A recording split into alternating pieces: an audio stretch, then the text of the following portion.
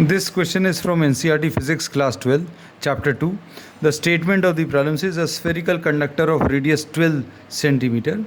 एक spherical conductor है जिसका radius 12 centimeter है, has a charge of 1.6 into 10 to the power of minus 7 distributed uniformly on its surface.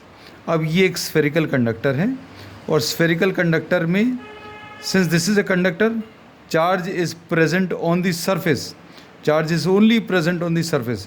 जितना भी charge आप देंगे the entire charge will be present on the surface. ये question में भी दिया और वैसे भी मालूम होना चाहिए.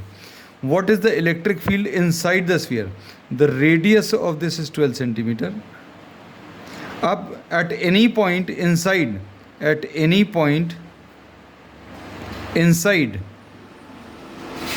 the sphere इलेक्ट्रिक फील्ड की वैल्यू ज़ीरो होती है. रीज़न क्या है? Because the entire charge is present, because the charge is present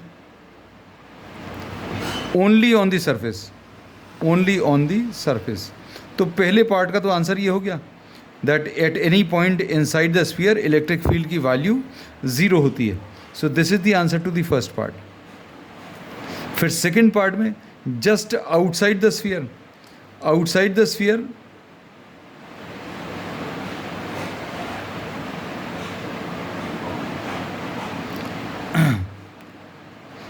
just outside the sphere अगर आपको बताना, you can take suppose this is the point A. So the potential electric field at this point A will be equal to Q upon 4 pi epsilon 0 क्या R square. And for any point lying on or around the surface or outside, this charge can be assumed to be at the center. ऐसा assume करके calculations कर सकते हैं. So the charge is what? Q की value 1.6 into 10 to the power of minus 7. 4 pi epsilon 0 की value 9 into 10 to the power of 9. और distance कितना है? 12 by 100 का whole square. So this will be 16/10. हम लोगों ने ये डेसिमल रिमूव कर दिया. 10 to the power of minus 7 plus 9 और ये इंटू 9 है और ये 100 ऊपर दो बार है. 100 दो बार मल्टीप्लाई कर लिया. फिर उसके बाद डिवाइडेड बाय आर स्क्वायर. अब आर कितना है? ये 12 इंटू 12 का स्क्वायर है. अब 100 दो बार ऊपर मल्टीप्लाई कर चुके हैं. सो 16 इंटू 9 विल बी 144 और ये 12 इंटू 12 ये भी 144.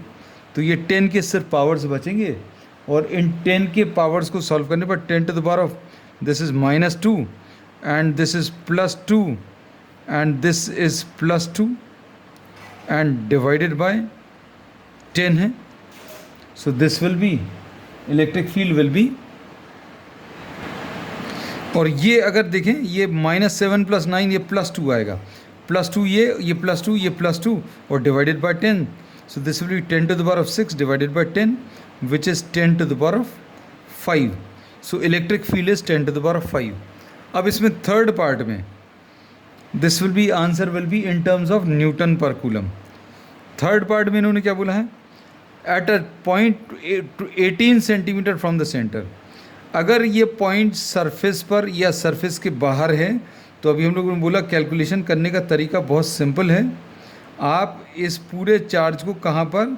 सेंटर पर अज्यूम करके कैलकुलेशंस कर सकते हैं. तो अब इलेक्ट्रिक फील्ड की value suppose this is the point B will be equal to Q upon formula Q upon 4 pi epsilon 0 R square आ जाएगा. अब इसके बाद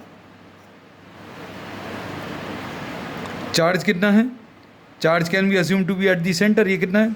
1.6 into 10 to the power of -7 into 9 into 10 to the power of 9 divided by R is what 18/100 का whole square.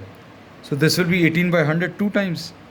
अब इसमें 9 2s are 18 आ गया. अब इसके बाद 10 के पावर्स को अगर आप देखें तो 10 के पावर्स क्या आ जाएंगे? 1.6